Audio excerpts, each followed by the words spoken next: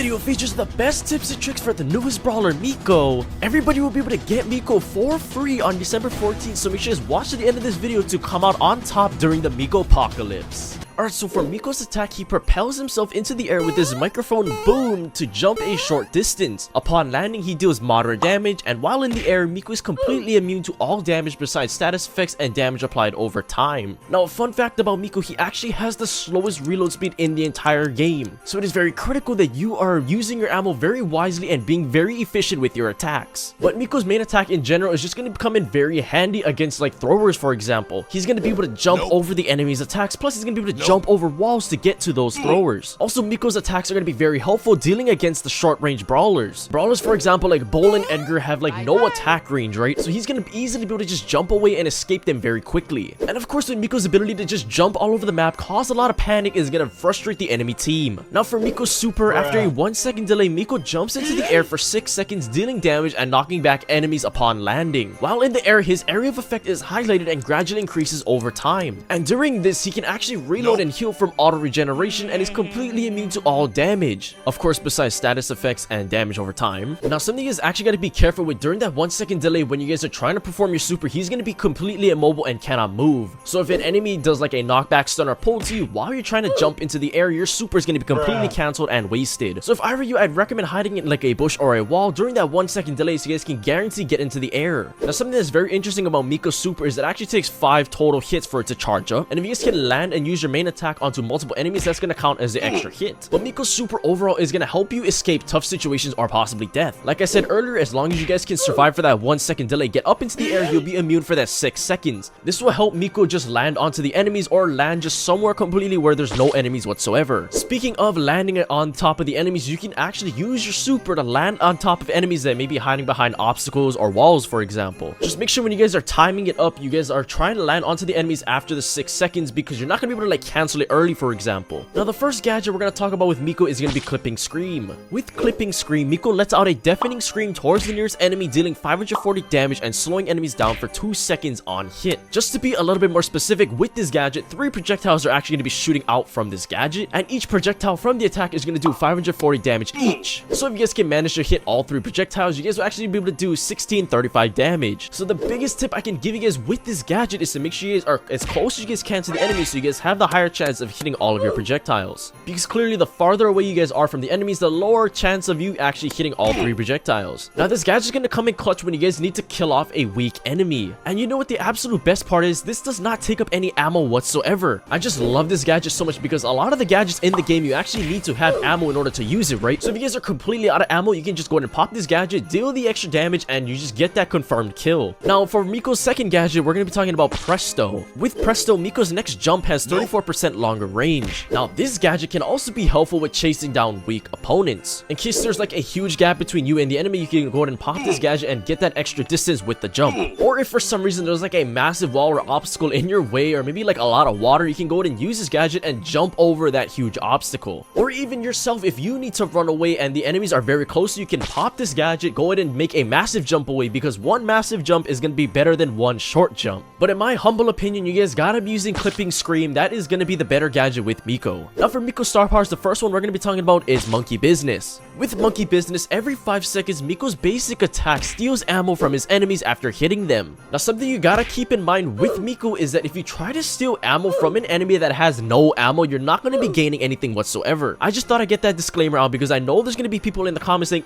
Brent, how come my star power didn't work? I didn't get any ammo. You know what you are? You're a clown.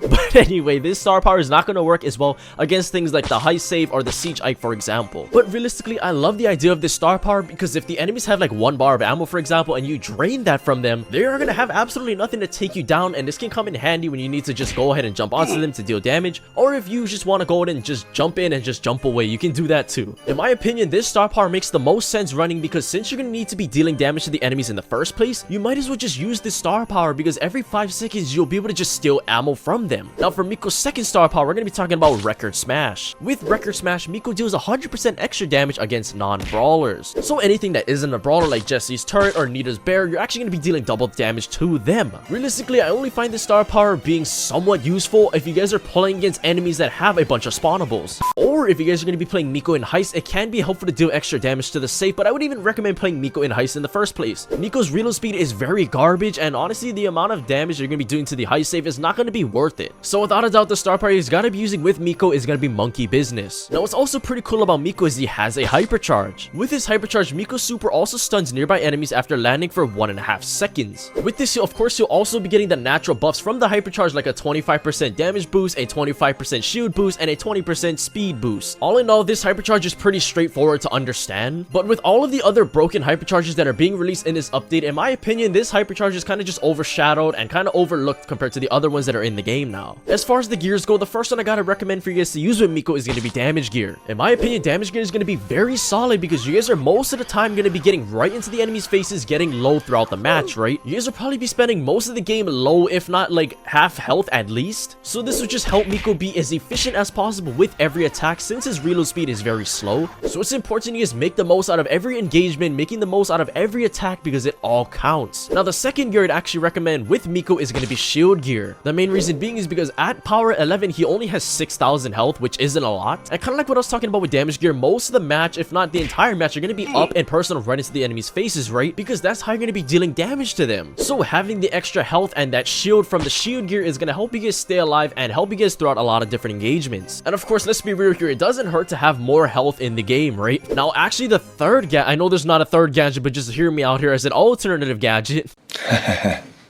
I'd actually recommend going the gadget charge gear. In my opinion, this is a very underrated gear because having an extra clipping scream gadget can come in clutch for you. Since clipping scream actually won't take up any ammo and you guys can use it to finish off weak enemies, I find it a very important aspect to Mico's kit, and I think having an extra gadget is going to help you guys throughout the match. However, if you guys don't think clipping scream or just any of Mico's gadgets are going to help you in general, just go ahead and use damage and shield. I'd recommend going those first. Now, as far as Mico's best game mode, the first one I'd recommend going is gem grab. I mean, come on, Mico can be such a good gem carrier if you think about it because he can just jump into the gem mine, grab the gems, and jump away, right? Plus, his super can help Mico just go ahead and track down the other enemy gem carrier or just other enemies in the map in general that may be weak or carrying gems as well. I mean, even though the enemies are still going to be seeing where you're going to be landing, it's still going to come in handy to track down and get those enemies down. And also, if you guys are the gem carrier inside a gem grab, it's actually going to be helpful to use his super during the countdown. Since you're going to be able to jump into the air and stay immune for that total 6 seconds, the enemies are not going to be able to deal anything to you whatsoever during those 6 seconds. So this is why it makes him the ultimate troll gem carrier. You guys gotta be using it because it's just completely broken. Now, the next game mode I'm gonna be talking about that's gonna be very good for Mico as well is gonna be Brawl Ball. The main reason being is because you can kind of think of him like Stu. He's gonna be very good to just self-pass the ball to himself. What I'd recommend with Mico is you guys actually use your super to super kick the ball forward up the map, and then you guys just go ahead and hop your way to the ball. This is just gonna be the most efficient way for you to just try and carry your team or just move the ball up the map and get a lot of pressure. And of course, with all of the Brawl Ball maps that are in the current ladder rotation, his super is just gonna be awesome to just go ahead and get those kind of throwers or brawlers that are camping behind those walls. Well, there you guys go, a complete guide on how to play Mico. I'd highly recommend you guys go ahead and push him right now because the Mico apocalypse is upon us. Well, anyway guys, if you guys enjoyed that brawler guide, I highly recommend you go check out this brawler guide right here.